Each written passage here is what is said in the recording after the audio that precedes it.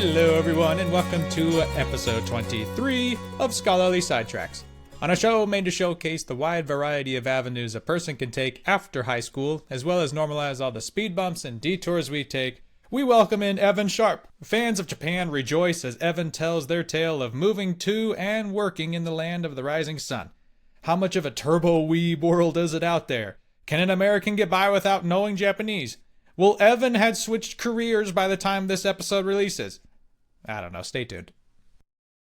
Welcome in, everyone. Thank you very much for coming on into yet another episode of Scholarly Sidetracks. And today we have an Evan Sharp. How are you today?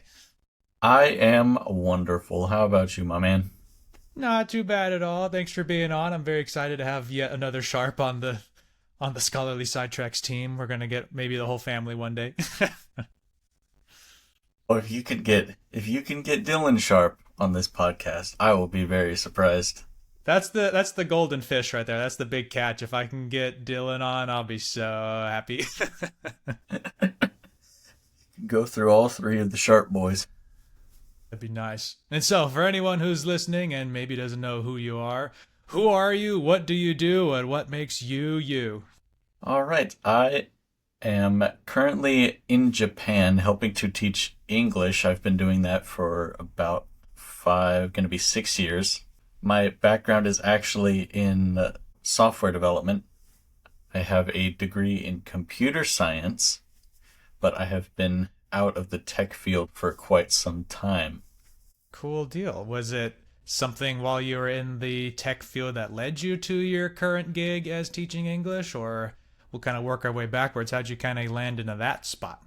So the tech field was ultimately just something that I worked in for a couple of years to save enough money while living at home to fund my Japan adventure. Well, that's good. So is it at least for the little bit that you did, would you call it a semi-lucrative venture? Was it just a job in that sense compared to other wages? How did you feel money-wise with that? It was probably paying half of what other programmers were making at the time, but it was enough. Was it just a smaller company, or why such a huge discrepancy? Yes, it was. So it was I come from St. George, Utah, and at the time there was very little tech stuff in the city. Very little software development shops in general. But I didn't want to move if possible. And so I took kind of the first thing that popped up. It was a small company in Texas doing automotive marketing. And they needed some new junior developers to come on and basically patch holes in their old website while the senior developers built the new one. So was there anything that you needed to do in high school to kind of get you into the mindset of like, ooh, I want to be a junior software developer thing? Was it there that you kind of got excited for that path, at least to some degree? Or is it not until you got to college that you're like, I guess I could do this? The thing that turned me on to programming in the first place was a little Lego Mindstorm robotics class taught at the high school I went to, Desert Hills High School in St. George, by Ms. Linda Brown. Shout out Mrs. Brown. I believe my younger brother, who you have had on this podcast, Dr. Nathan Sharp, or maybe not, if not him, my other brother, Dylan, also took some of her classes, and he is also a programmer now, so she's doing a good job inspiring future generations. Very effective on getting people into the field. Yep. So what kind of Lego what was it that you called it? Like a mind camp or what? It was called Lego Mindstorm, I believe. It was just it was a little chassis on 4 wheels, and you could have arms that moved as well. It was a little bit like a little Lego Wall-E. That's awesome. And you would program the steps, and we had like a little robot dance contest, and our robot won that. And I was like, sick, I could totally do this. I can make robots dance for all my life. This sounds awesome. Exactly. Dude, when our robot busted out the moonwalk, the crowd went ballistic. I It was like guarantee the you. Super Bowl in there. As ballistic as a small crowd of programming students in high school can get. Like 13 kids or however many. Probably like 7. Okay. There We're was not not a gonna lot of deafen us in anyone. that class. But hey, I'm glad that it turned out to be even something for a little while there.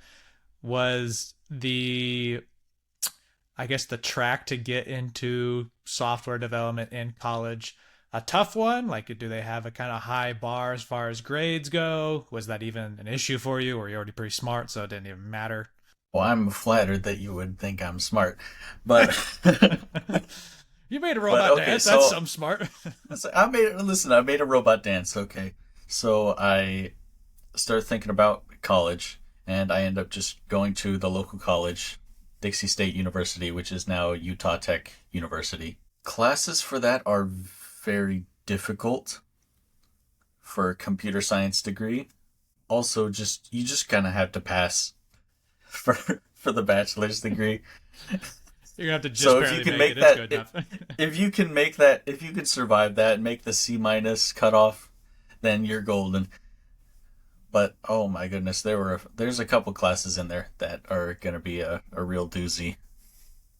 And is They're that like specifically in the computer science side, or is it like some of the math or maybe even science classes you have to take?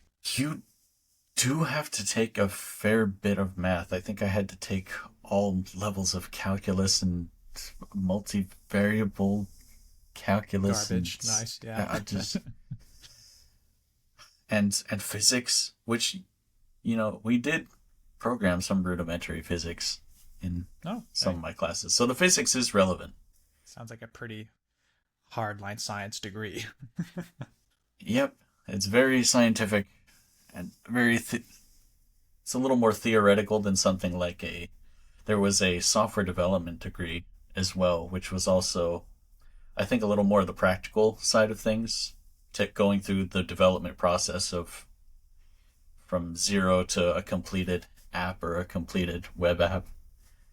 But I went with my academic advisor told me to go with the more valuable quote unquote degree, which was computer science. Do you get like some partial, I guess, personal flair with a computer science degree, or does like everyone kind of take the same classes and it's just all stock? I mean, you stand out if you're really good. There were there's Oh, a I couple hope of so. classes, mainly things like distributed systems and artificial intelligence, where if you were really good, you almost became like a teacher to everyone else, Oh, damn. because yeah, those classes were a doozy. I barely scraped by in those. I was not the teacher in those classes. I was a student every day. Very, very grateful to the good noodles in that class for helping me out. Was that generally how you survived? Was through peers? I don't know if we'll just say Utah Techs, that's what they're named now, if they had much for like student help resources or tutors or anything like that available to you. No, these were just smart, really nice students that were like, if anyone needs help, I got you. That was only a couple of classes where you'll need help, I think. If you just, do the work, put some time in, study a little bit, you're good. Is it a degree that has a lot of outside of class work to do? Like, do you think I don't know if you had a job at the time, but whether you did or not, would that be a feasible thing, or does it take a lot of time out of your hands to do the degree? I don't think so. There was some work where the specific development environment that you will use, the specific, I don't know, version of Linux or whatever they want you to use, is only available in the computer lab. And so I had to go to the computer lab to do my homework. But unless you have Linux on your laptop or something, if you're a Linux guy. Okay. Do they? I'm guessing just because they have the computer labs, then that's like their way of providing a all the equipment that you could ever need in that sense. Like you don't technically have to have your own computer, desktop, laptop, whatever, but it'd be somewhat easier to your time if you had one. Yep, it would have been better if I had a laptop, but I did not. Well, that is a big ask, Let me just have like $1,500 laying around on top of tuition just for, whatever. Yep, and was I was not working at this time for a lot of my degree. I was working for a little bit of it, just little stints at, Walmart or whatever.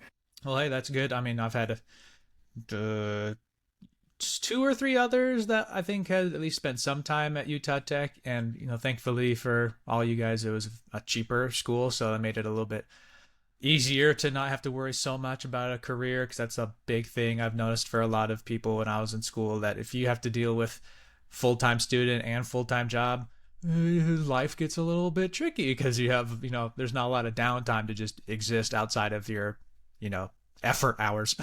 But yeah, for sure. It is definitely on the cheaper end of schools, and for everything that it offers, it's a really great school for the money. Would you say there'd be any kind of negative? Like, would you recommend Utah Tech to, I mean, obviously it's been however many years since you went, but we'll just go off of the perspective you had. Was it an overall positive thing? Oh yeah, I had a great time there. Although it might have changed in the last 10 years. I know they've gotten lots and lots of funding. I know they have that new Human Performance Center for athletics and lots of new buildings. And if I look even at Google Maps in the last 10 years, I'm like, what building is this now? They didn't have any of this stuff. What's going on?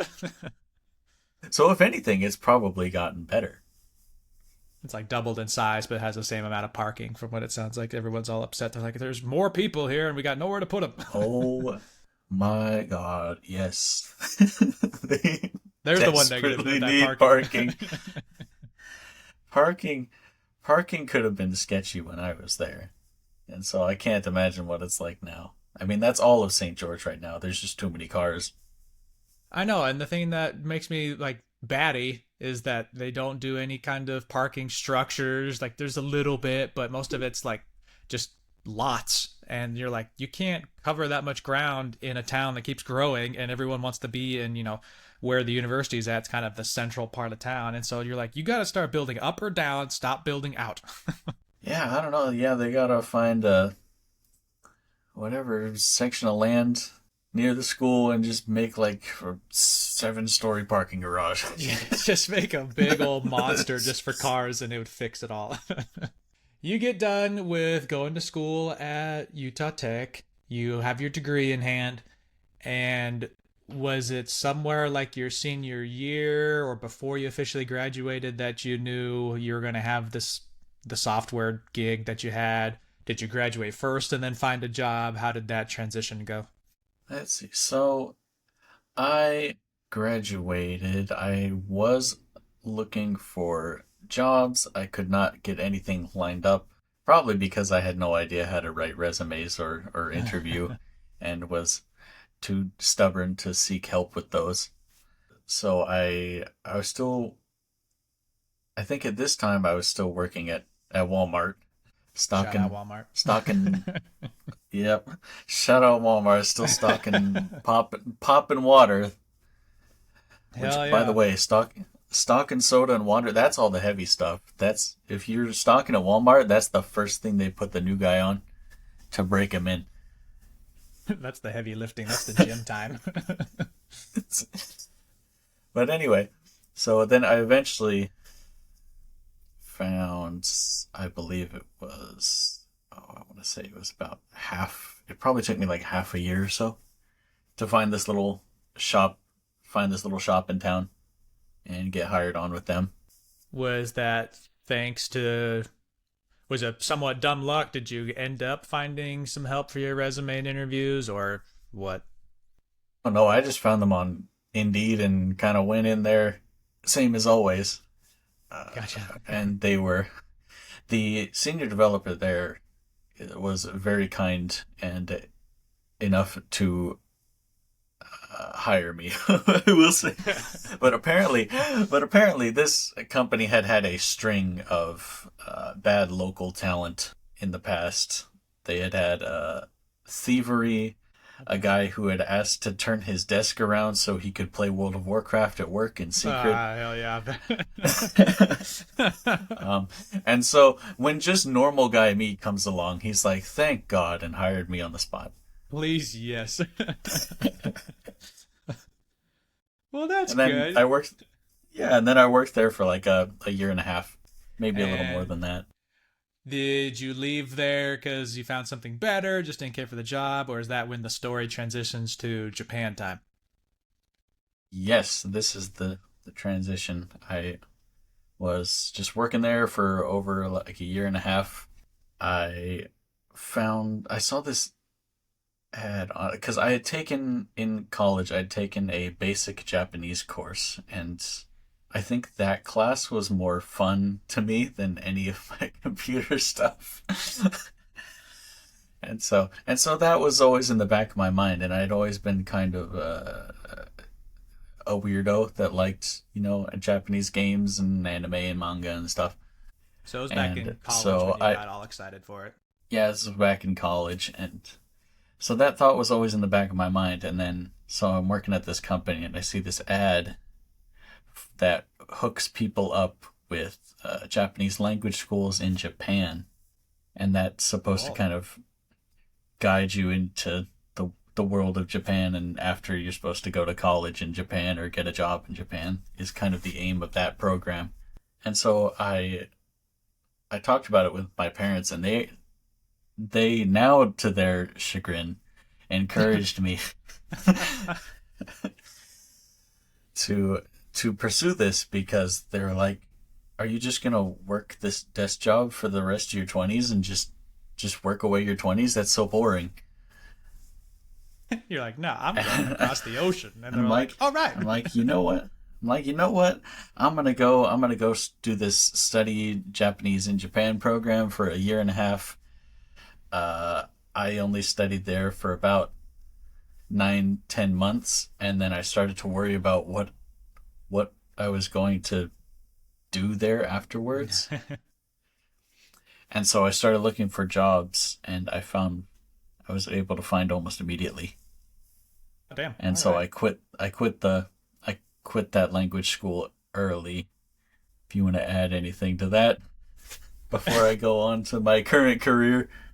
Well, do you feel like you cut yourself early leaving, or did you feel comfortable now? I mean, looking back now with just, I guess, in my head, the learning the Japanese part, did you find that you didn't really need this program? You were able to learn it anyway, just existing in Japan or through your teaching, whatever. Let's see.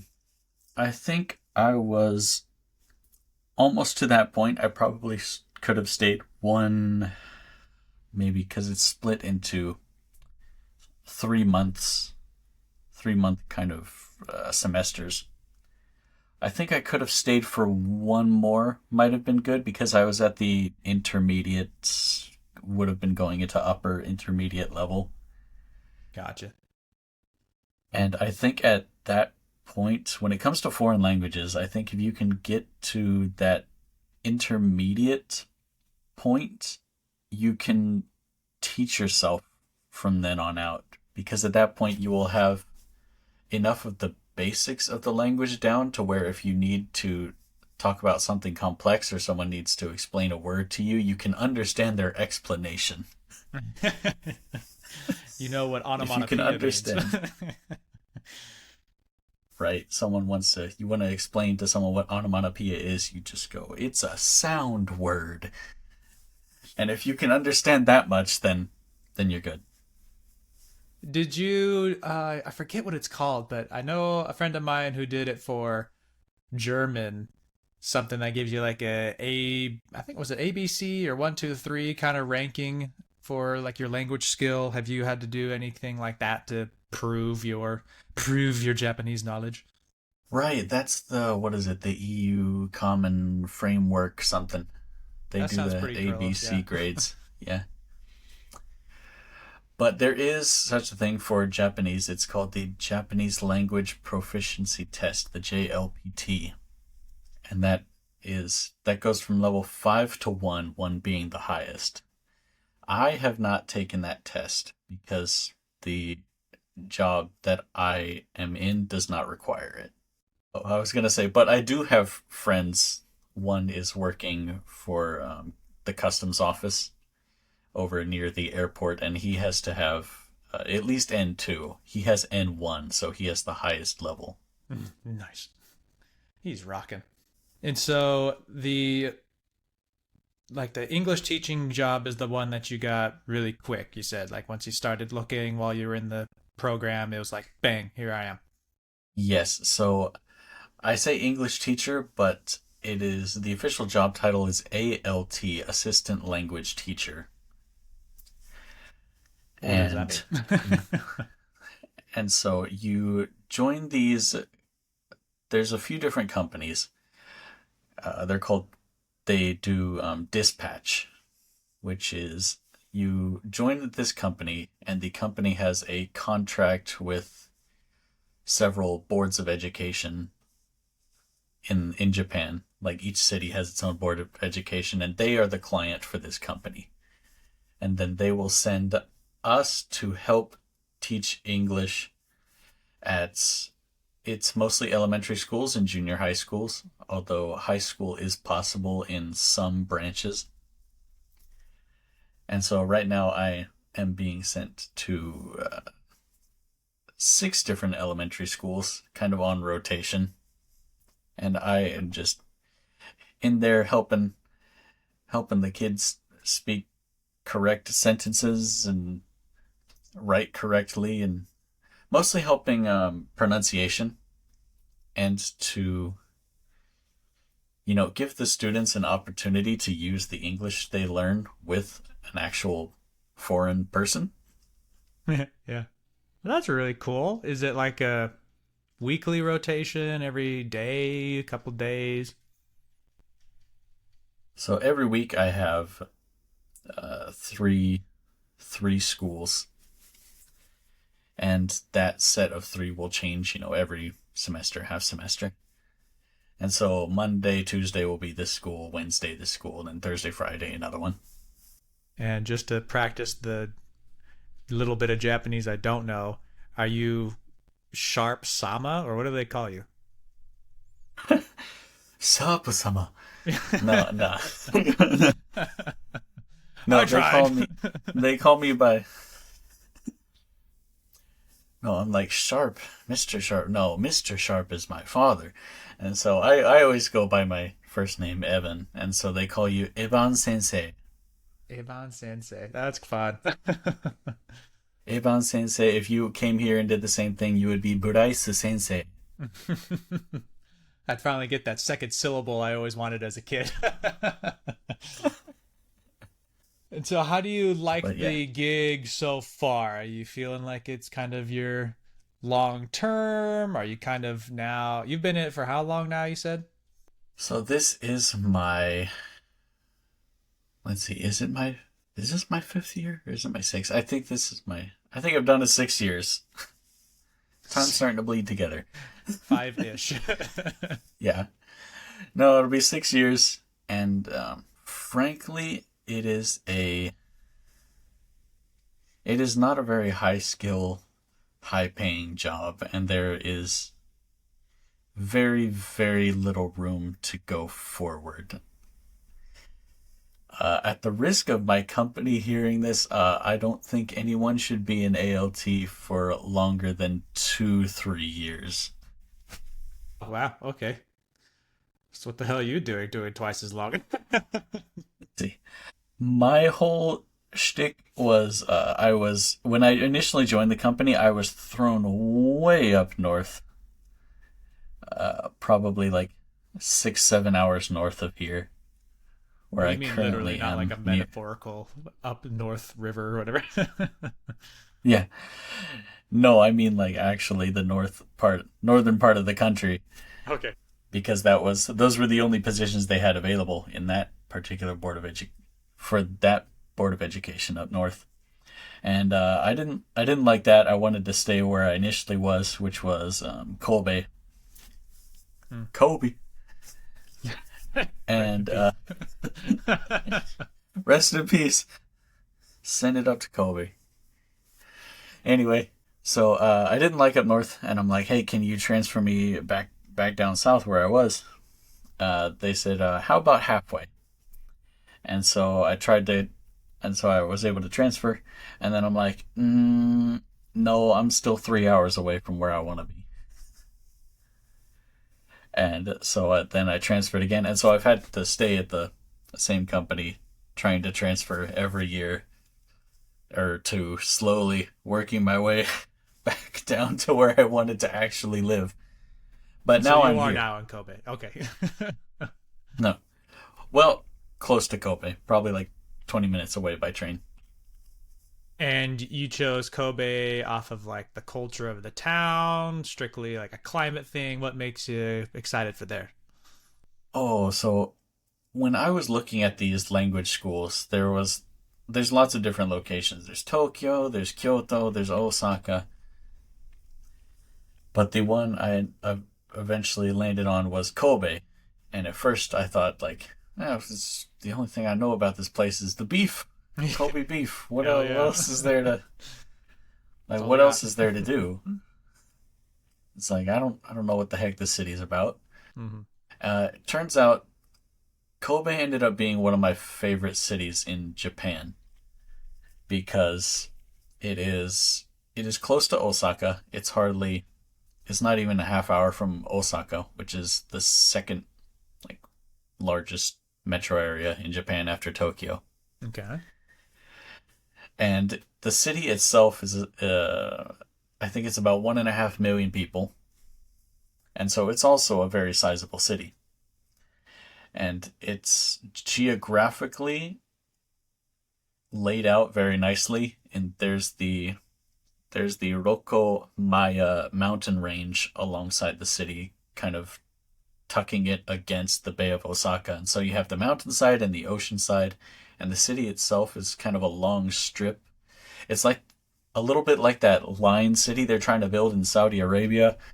That's just a big long line with Yeah. a high speed train going through it. That's kind of how Kobe is laid out. And so it is very convenient to get around the city. You've just got a couple train lines going through the city, and anything north or south, you're just walking distance. And you first got to experience Kobe through the like the language program that first got you there, or how'd you first get there and was like, oh yeah, this is it? Oh, yeah, the language school I ended up going to was in Kobe, like the smack middle of it. There you go. And there's also a ton of banger restaurants. Yeah, I've seen some of the stuff you put on Instagram, whatever. I'm like, damn, I could eat like almost everything that you put up. I'm like, shit, that looks better than anything I've had.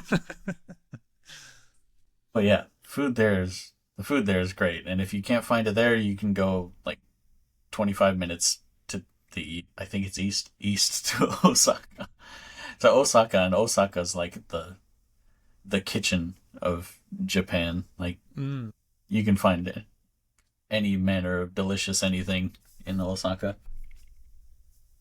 Now, just because we're on it, I can't help it. A couple food questions with Japan. Do you have either a favorite dish or at least a favorite restaurant in? We'll just go like all of Japan. It can be just in Kobe, Osaka, whatever. Is there like a standout restaurant or food dish for you?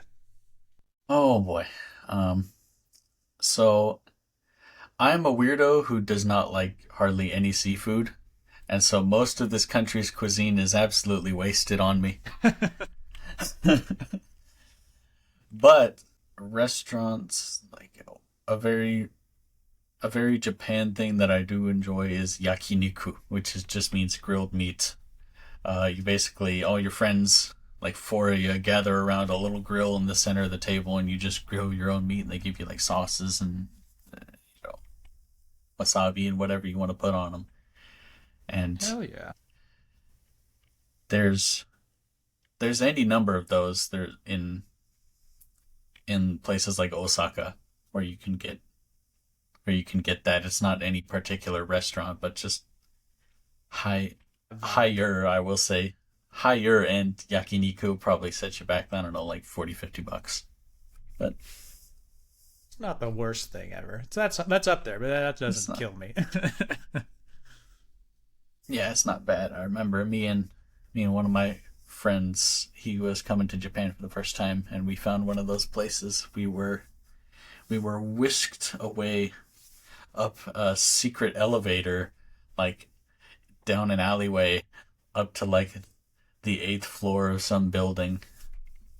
At first, I thought we were going to be fleeced by the Yakuza. Dude, we're screwed. We're done. Thanks for but, coming. but but it turns out this was actually just a wonderful kind of hidden restaurant run by mostly Vietnamese people. 50-50 shot. You never know. You never know. I think we might have gotten lucky. I think Yeah, some there of was, those there was one restaurants- elevator if you went some like of 10 those- feet down. That was the bad one. Yeah, some of those restaurants I think are might be trying to scam tourists, but the one we went to was legit, thankfully. Good deal. Now, does Japan have like a really big or maybe really small like sampling of other kinds of cultures food? Obviously they can have a lot of Southeast Asia, the Chinese, Japanese, Korean, that whole like island Asian vibe. Is there Italian food, Mexican food, Canadian food, American food? Is there any other things that are around that you found? So for you have the East Asia trifecta: Japan, Korea, China. All those cuisines are definitely available. There is, to my great disappointment, very little Mexican food. But that should not be a surprise. We're very far from Mexico. Suppose not. It's a little trip away, yeah. But sort of they really like Italian food. There's lots of pasta and pizza restaurants. There's and so the sort of Mexican food of Japan, in my mind, is Nepalese Indian restaurants. It's Okay. actually incredible how many of those there are in any city. Like even a smaller city, there's at least one. I see what you mean. Like the Alberto's chains over in America of like 1,000 Mexican food things. There's what you're saying is the similarity over in Japan. I think that's about correct. All right. Yep, the Nepalese Indian restaurants, they all taste almost exactly the same. I don't know if there's like a secret. There's got to be like a secret network of Nepalese restaurant owners and cooks. Mega corporation that's working this. Right, it's like mycelium all connected underneath the whole of Japan. The mushroom people. But it is great food, and I'm glad it's available everywhere. I was gonna say I've heard that it's really good. I got a buddy, I think Alberto, who was on, had talked about how I can't remember if it's one of the chains, but at least some Indian Nepalese type. I think Ganesh was like his favorite thing ever. Ganesh. Whether that Yep, name sounds means right. anything to you. Ganesh, I think that is the god of gateways or openings, and he's an elephant-headed elephant god. Hell, I'd in eat anything the that he Hindu makes. lore. But yeah, many restaurants have Ganesh in their name. So you've been in Japan for 6-ish plus the year for the thing, so like 7-8 years now, correct? It's been about 6 years. 6 years? Yeah, 6 years and 2 months. Cool. And just for the sake of anyone who might be listening and thinking, oh, I want to be just like Evan. I was in high school or college and I liked whatever aspect of Japan that got me excited, whether it's the food, it's the manga, it's the media, whatever. Let's start off with the positive. Let's get people excited. What were some things that you found to be really enjoyable aspects of living in Japan? Whether it's the housing, the people, the food, whatever benefits come to mind, what are they? Let's see. Comparing it with America, first off, cost of living. Okay. Your food at, I don't know, if you want to get a combo meal at McDonald's, it's going to be the equivalent of like $5. housing that might be a bit of a pain point for some people is very small, Okay. but it is also very cheap. The rent I pay on my current place is probably less than 400 a month. For like 40 square feet. For like, you're not wrong. It's about I'm not too 200. far. It's like 200 square feet, but there is a loft Okay. covering like, oh, I'll say about a third of the top, so I can throw all my junk up there. You got like a little overhang. We build up a little bit so you can have some vertical space being used. Yeah, and I don't know, shove things in the closet under the bed. You find space. You figure it out. It's fine. Let's see. And let's see. Yeah, food. Of course, like I said earlier, the food is kind of wasted on me, a lot of it. Sure. But if you do like any kind of seafood, like Japan is going to be your favorite country of all time. Transportation, like I have not needed a car in all the 6 years that I've been here because That's good. Japan has probably the best public transport system in the world. Trains, buses, all So, that jam. yep, trains, buses, you can get everywhere. Damn, I wish I want to live somewhere that's like that. Even if it happens to be in America and it's some like maybe an eastern city that has more trains and like rails and stuff. I like the idea of just like walk a few whatever, like half a mile even, whatever, get to a stop and just get whisked around all over the place. I don't want to pay for gas and insurance and crap. I'll just spend $2, put me on the bus. Dude, I know you like anime. Come here. Come here. Come here, we'll ride. You can ride the anime train every day. Japan is calling, Bryce. You know you want to. You can eat at Ganesh or whatever things all the time. Just make. You'll just have to make your own Mexican food, but you've been doing that for a long time anyway, so it's fine. You could. It'd be lit. It'd be lit. I just. Oh, I guess that now that I'm thinking of it, how, how long or how much should I worry about learning Japanese before like even visiting Japan? Let's not make the full step of moving there. Let's just say I want to visit there. Do I kind of need to know some to get around, or is English kind of well throughout? You're gonna be in trouble if you don't have like even some basics down. They have three sets of characters for writing in Japan. They have hiragana and katakana and kanji. Hiragana and katakana are syllabic, like you just read the symbol as a sound. A, ka, sa, ta, na. And those that's the basic alphabet that you should probably try to read Okay. before you can get here because with kanji are the Chinese characters that they've borrowed and used in the Japanese language, and there's thousands of those. So, Because those represent like I, actual yeah, objects or things instead of just sounds. yes, they are. They are what they say ideologues, I believe, where they represent ideas or objects. Yes, and but you can write down their readings just syllabically.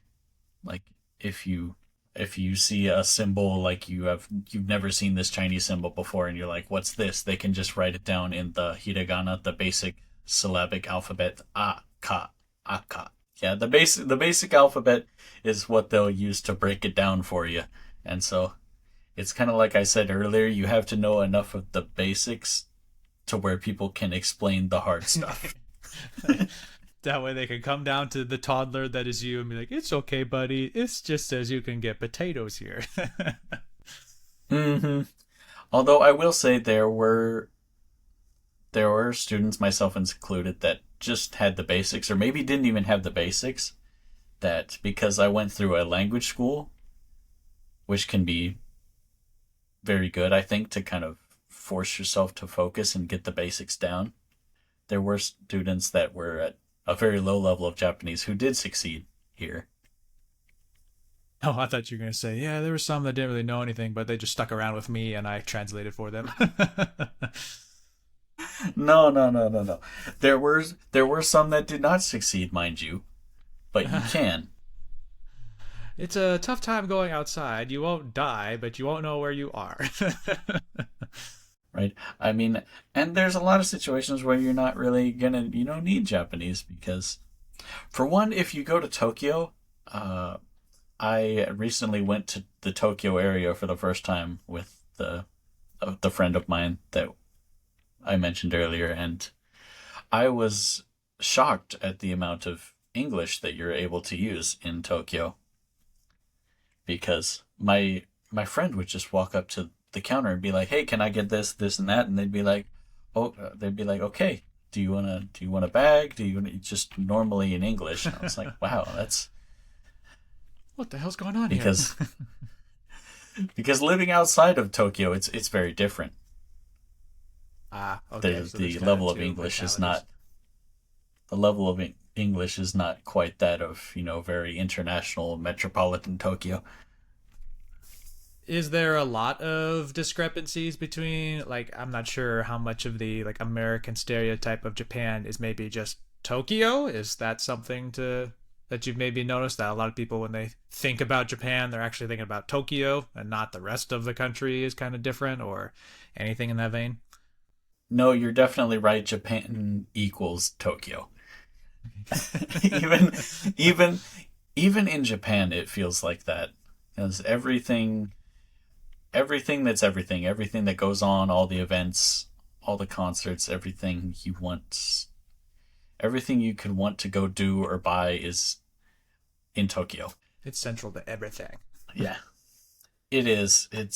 There is Osaka as kind of a counterbalance, but it's not doing very much in that counterbalance. It's trying, but it's It's trying to take down a big it beast. right. I think the metro area of Osaka, maybe if you combine it with Kobe and Kyoto, because these are all within like an Gotcha. hour or so of each other. They form kind of a triangle. But I think the last time I looked at the metro area of Osaka it was probably like 8-9 million people, which is a lot of people. But when you compare it to Tokyo, it's like 40 something million Oh, people in jeez. that metro area. It's like good luck trying to outweigh that. That's freaking stacked.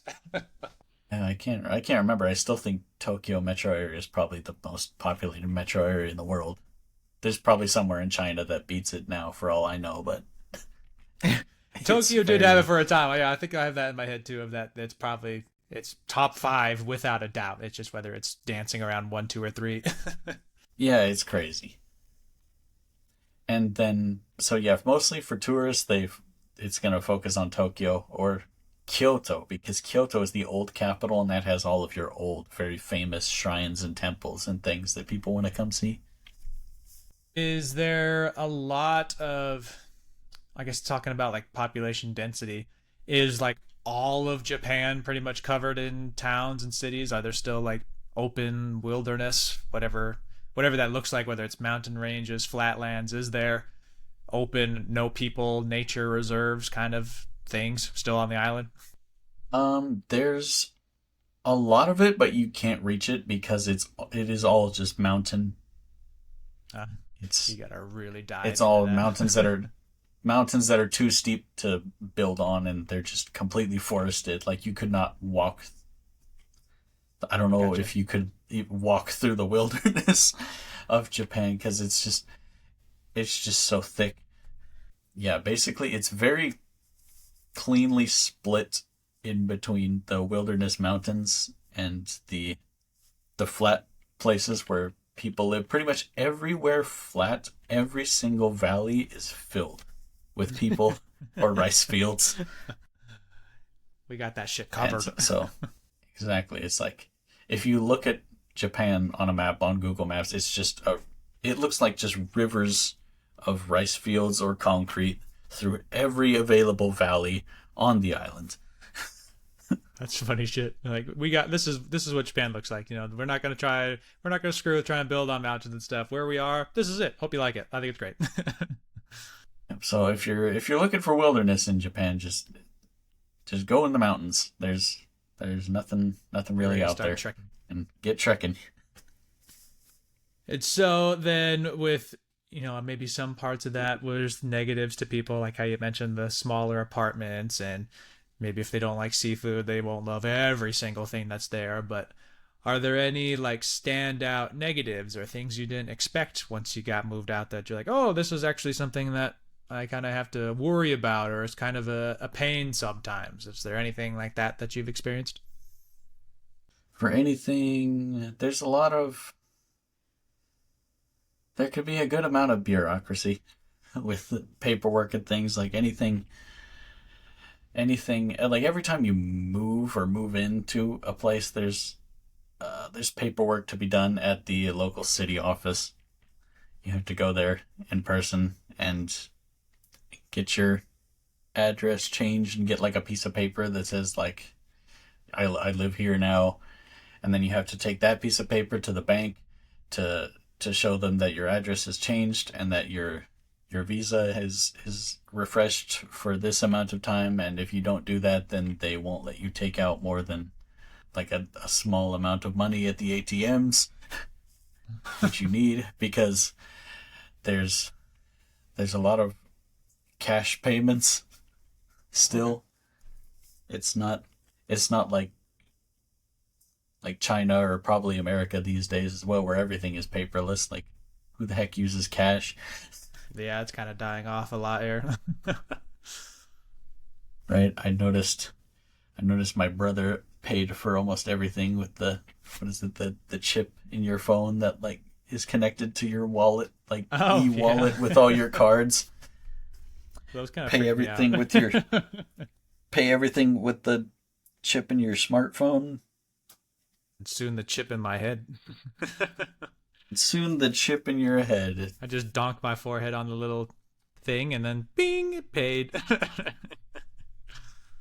Perfect. I guarantee you Elon Bezos, one of them, is on it. Yeah. They got it ready to go. They got it in prototypes right now. People are trying it out. And it's not that there's necessarily anything like too nasty about living in Japan. It's more just in case anyone's like super excited to go, just to kind of help manage expectations so that they don't get this super magical. I mean, it can still be great. Like, I'm not saying it won't be magical, but it's more likely than not, it's just, a place to live in all reality. And so in case anyone's like, oh, I want to go to Japan too, and then they get there and they get their world rocked because they didn't realize that life still happens there, this just will help manage the expectations a little. Yeah, the magic thankfully for me lasted almost a year, because I was at the language school and I was living on my savings from my previous software job. Nice. And so I didn't have to work, and so that was wonderful. That was magic. And then I had to get a job, and it all went downhill from there. For some reason, the magic was gone. But also, if you're working, in the schools like I am, you get summer vacation, which is at least a month. And you're not gonna get that. You're not gonna get that at other jobs. And so, from about the last week of July to, the tail end of August or start of September, like, the magic is back. You get to have a little summer fling with magic, and then you put it away. Yep. And that is nice to have a long vacation period, because I was able to go back to the States to meet my family, meet my nephew that was just born recently. Well, I say recently, within the last 2 years, because I don't get to go back very often, because air travel to and from Japan is not cheap. Yeah, I got a friend whose wife lives in Japan, and they talked about some of the times when they like want to visit for Christmas or whatever, and they're talking like 1,500 and sometimes 3,000 if the timing's bad per person. I'm like, holy shit. Oh yeah, those airline tickets, those can get up there. So if you get to be like missing home and stuff, do you find that it's easy to make friends there in Japan, to hold yourself over as far as socializing goes, or? It depends. Like if you were like me and you were in a language school, there's people from all over the world. Like we had, gosh, I don't know how many countries. It was probably like 32 countries represented at that Damn. school. Nice. And so I have friends or at least acquaintances like split out all over the world right now because Hey, that's cool. they've since gone back to their home countries, England, Germany, Italy, Taiwan, Korea, Philippines. Well, that's cool. That's still something to say, even if it's not necessarily someone you can walk down the street and say hi. I mean, it's still a friend that you can sometimes talk to. And and yeah, unfortunately, I've hit this point in my life where my friends that are still here are all married and have families, unlike myself. They're kind of in their own And little so lives. I don't see those homies much anymore. Hashtag to all the But socially dead homies. let's see. Say la vie. Hashtag welcome to your 30s. But I still got some people around. That's a good deal. And as far as like future plans or endeavors or hopes, where are you sitting at right now? As far as, do you try to move closer to Kobe? Do you try finding another job? Is there anything that you're either actively working on or you're hoping to soon? I'm thinking it's about time for some big moves, personally. Oh, okay. I need to. I would like to get back towards the technology side of things. If not software development, probably just IT. Okay. I don't know how smooth that is gonna go, or if it's even possible right now as someone who has just started their 30s and there's kind of an expectation, not just in Japan, but I feel like probably in general, like if you're not, like it might be a little late to try to transition You might not be young and ready back. to burn the shit for hours and hours and speed mode it, you're saying? Yeah, but I would like to go back to the tech side of things and move to either Kobe or Osaka. Osaka might be a little too big. Kobe sounds nice Okay, yeah, that's still good. because Kobe's 1.5 million, but Osaka area is like 8 million. So That's a that's multitudes a of little, difference. that's a we're moving up in levels from like the Kobe tier to Osaka to Tokyo. It's going up the ranks, that's, and we just that's multiply by that's quite 10 a each time. difference. But yeah, I think that would be nice because as I was saying, like this assistant English teaching thing, it's like more of a 2 or 3 year thing, It's a mostly decent for, job, not really a I think career. it's a job. It's kind of like how working at Walmart was for me before I found my first tech job. It was like just a job, It's a source of income. but also it's not like an awful job, I should say. If you are someone looking to come to Japan, like definitely you can look at the ALT route to get your foot in the door and kind of get yourself situated those first couple of years. And But absolutely do not let yourself stagnate in those 2 years like I did, because then you'll end up just kind of spinning your wheels for 5-6 years and finally realize you got to kick it into gear. and kicking into gear, I is it going to be tricky to like get back in the tech field? Like, are you having to teach yourself stuff, or even go back to some classes for anything, or how do you foresee that kind of transition going? I can foresee myself probably having to look for let's see, probably a boot camp sort of thing might Gotcha. be necessary because it has been 6 years since I've been involved in technology, and we've seen a world of difference sweep over the tech sector. Yeah, it's a bit nutty. especially with all the hype of, you know, artificial AI, intelligence, everything. Gen AI, LLMs, this, that, and the other. Which is why I'd be looking more towards the, IT side of things, maybe the hardware, getting things set up in new buildings, kind of thing. Sounds AI proof to me, unless we've got little Wallies connecting wires and running through the walls and doing all the IT hardware stuff for us.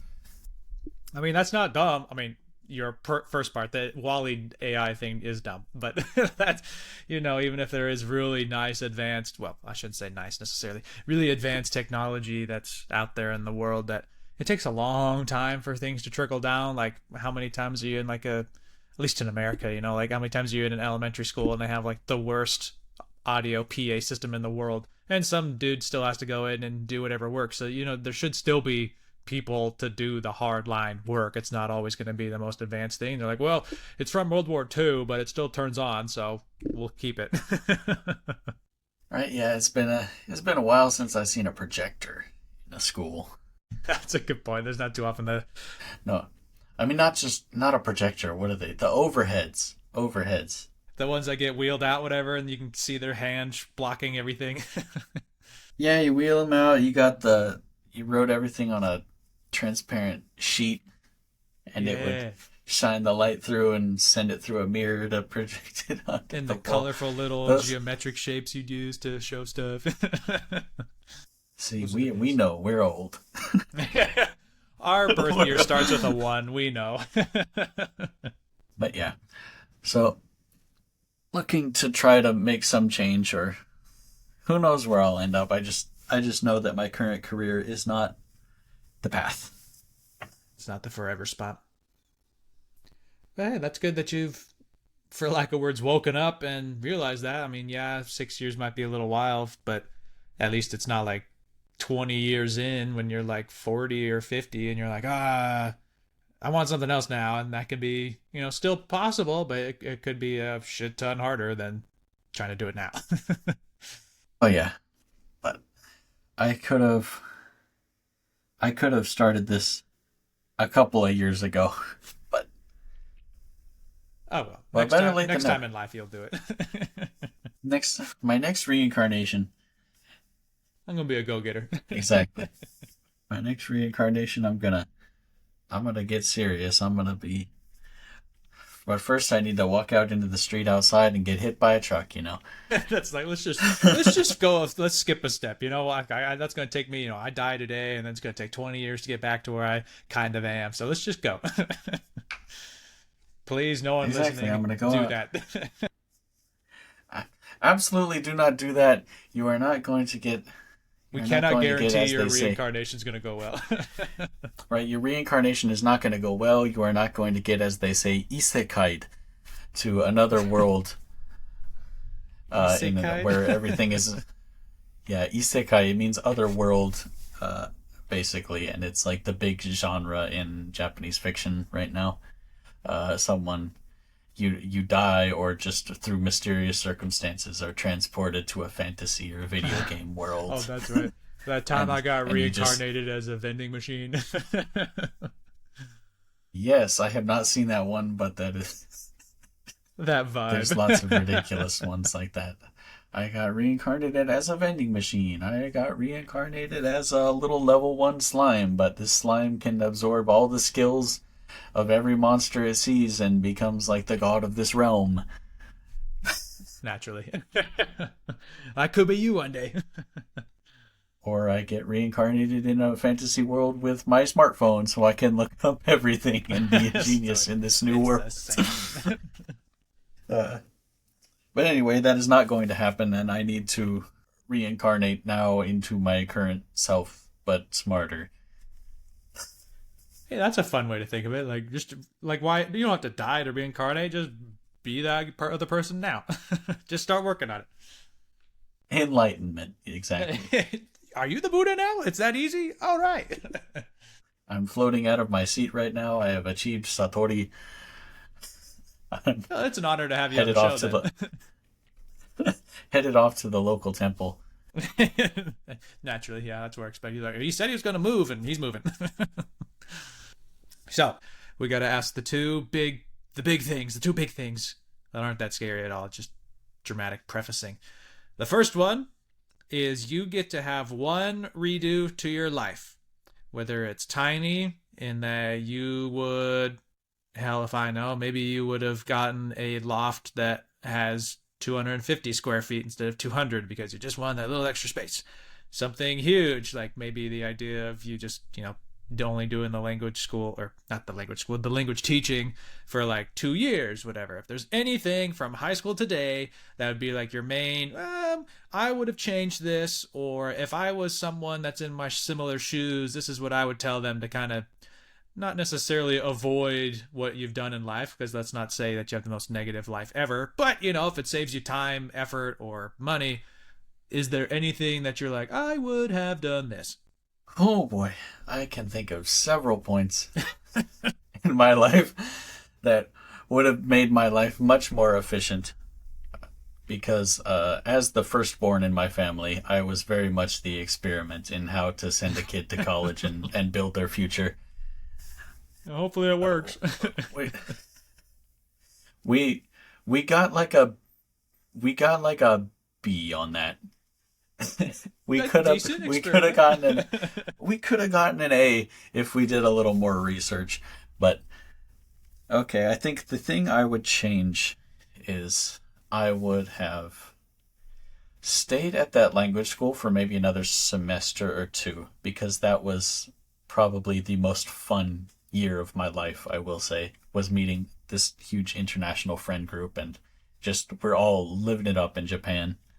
Like, hardly a job between us. So enjoy that and brush up my Japanese a little more, and then go look into some recruiting companies for tech stuff here. Don't do the teaching thing. Go just continue straight with my tech experience. Would have been an infinitely better choice. To continue the work that you had already done in college and the year and a half or so at the other company. Just keep on keeping on that, and don't hard reset yourself into a random education job. I guess that's another thing. The education thing, like, it was more of a job. You didn't suddenly have a bone in your body that was like, oh, I just need to teach. I'm going to love this. This is my new calling. That was not your story. No. No. There was a little bit of this, because I did have a good time learning Japanese, and so I thought, I had a great time learning a foreign language. Maybe I can, share a little bit of that passion with the students. If you don't have that passion for education in general, you're gonna struggle a bit. Just skip it. just a little bit, and it's just gonna turn into a job. And that's not to say I do not put effort into my work, because I'm still responsible for at least part of the education of hundreds, maybe thousands, maybe it's got to be maybe over 10,000 students. I have, I have been in front manipulated. But it's not my passion. If my company ever Googles my name and finds this podcast, hopefully I will be out. You'll be gone by then. Heading out the door by then. No, but absolutely, if there's one piece of advice that I would give, it's that if you're not sure, just stay on the path. Don't reset yourself. Yeah, especially with if you don't have that, like in this case, like if you don't have the passion, you're kind of like, you might just kind of lose a lot more than you were ever going to gain. Right, and I think I didn't have much of a passion for programming either. I think I was close. I think IT might have been a better path for me in the beginning, but if I say I go back to college and change my degree to an IT, maybe I don't end up in Japan and have like, the best year of my life and be living it up here. The But butterfly effect. if I yeah, if I could change 2 points, it would be go into IT, not software development, where nowadays AI pretty much writes all the programs for you. Uh, and to stay on the tech path. Don't don't fritter away the years as an assistant teacher. Hey, I think it's going to be fine. It's going to take me at least a month or two to get all this edited down and interviews. So you've got, I don't even think I have a Japanese market of listeners. Maybe now that I've got you and, you live there actually, and you might have some friends that listen, but I think you might be pretty safe in that you have multiple months before whatever your company's name is catches even the slightest whiff of this. Let's see. Yeah, I think you'd have a hard time breaking into the Japanese market unless you want me to redo this whole interview in Japanese. We'll just have you add in the subtitles in Japanese. I'll pay you for it, whatever. Be like, yeah, just let's have at least one episode for that audience because I know that they're there. That's question one. That was the big, nice, and terrifying one. The second one isn't really a question. It's more just here at the end of our episode.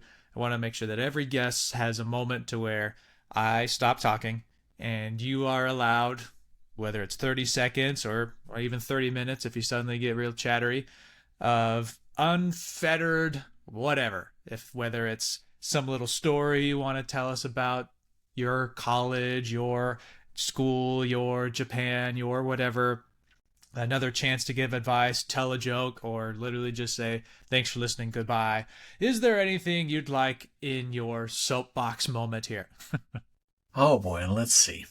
If I could give any advice, one last thing to say to the youth of the world. Boy, let's see. I like this. What would I say? I like the start. And you can take your time. You better say it well, or else it's not going to change anyone's mind. That's right. I'm trying to pick my words right here. It would be to have an adventure and move fast while you can. Spend multiple years of your teenage or your 20s, teenage years or your 20s is a long time proportional to your life. Do not let yourself get stuck for 4 or 5 years doing something that you don't have much passion for. Don't be afraid to move on and move on and move on until you find something that fits. And also, on a more positive note at the end, definitely take adventures. Definitely go on an adventure. That little ad you saw on the internet about a Japanese language school in Japan, if you're just a absolute turbo weeaboo and love he said the word. I was waiting for the word. If you are just an absolute turbo weeb, seize the opportunity and go for it, because you're going to have a great time. When that great time starts to wind down, don't let yourself get stagnant. Just keep on keeping on. I am so fucking glad you said weeb. I'm sitting there like, I'm not going to ask him. I don't know. Maybe that's not a great term, but you said it, so yay. Nope. This is, if ever a word could accurately describe the kind of person that I am, and the kind of person that I am, weeb is probably the best word you could use. Welcome to Weeb Central, everyone. We've made it. Title this episode, The Misadventures of an Absolute Turbo Weeb. Shit. Hang on. Let me make sure I write that down. I'm going to message it to you so I don't forget. The Misadventures of an Absolute Turbo Weeb. Love it. I like that. All right. And yeah, that's about all she wrote. Good deal. Well, I guess with all that said and done, all I have left is thank you very much, Evan, for being on the show. It was quite a pleasure to hear more of your story all spit out. Yeah, thank you very much for having me. I don't know how much useful information your viewers will draw from this little tangent about Japanese cuisine and a 6 years stagnated dude in his 30s. But hey, you could be literally just someone might listen to this that's in like a similar boat where, the stagnation thing, that they just haven't had that kick in their ass. And this could be like, hey, this other guy just started to go do it kind of randomly. He kind of just realized that this is what I want. I can do the same thing. And that would be good enough. That's literally just to be that one little chance for a little conversations for someone in their head to be like, oh, I didn't know I could. He's literally just going to change his life like that. I can do that too. Hell yeah. Yeah, sure. You have honestly, value in it. Listen, I think my biggest value personally is for someone to listen to this ramble, this whole story of my life, and to realize that that's not how you do it. That your story is only how not to live. Well, maybe about half of it is right. But you can definitely see the points in my life where I maybe should have not done what I did. At least you'll keep half. If anything, those are our points of enlightenment that I want to pass on to the next generation. So they too may ascend to the nearby temple. So that they too may achieve enlightenment and go off to Kyoto to. That's because they go to the Kobe Shrine. Go off to Kyoto and spread their Buddhahood of non-stagnation. Hell freaking yeah. Well, thank you again, Evan, for being on the show, and thank you to all of you for listening. We'll be back again sometime, and we'll see you then. Alrighty, thank you. Sarabada, see you later. I have no idea what that one word he just said at the end is, but I'll go with see you later. It's probably see you later. So, as we wrap things up, I'd like to say thank you again for listening, and to Evan for joining me. By sharing these stories, we hope to either inspire you onto a new path, shed light on how one may navigate the world of becoming an expat in Japan, or in the very least help show you that whatever directions you take, you're golden. No life is a straight line, so embrace all the weird and wonderful sidetracks you've taken, and probably will take in the future. If and when you decide to take on a new sidetrack, be sure to do your own research, ask around, reflect on what you hope to achieve, and remember your journey will be unique to Evan's even if you decide to pursue the same things. In the end, this is a podcast of experiences, opinions, and open conversation, not a source of permanent truths. We'll end the show with a thank you to Kyle Tankersley for writing the song sets as the intro and outro to this show. Performed by Cranky Take and the Fixers, copyright 2019. Great song, good song, wonderful song. Avalon. Bye-bye, everyone. When she kisses me, her love sets me free, makes this whole damn world seem alright. And as we toss and turn, passions, flames they burn, holding close, we love throughout the night. For so long my dreams are calling me to have a love and mystery I have yet to know. And now I'm thinking to myself, this has got to be the best life's given me.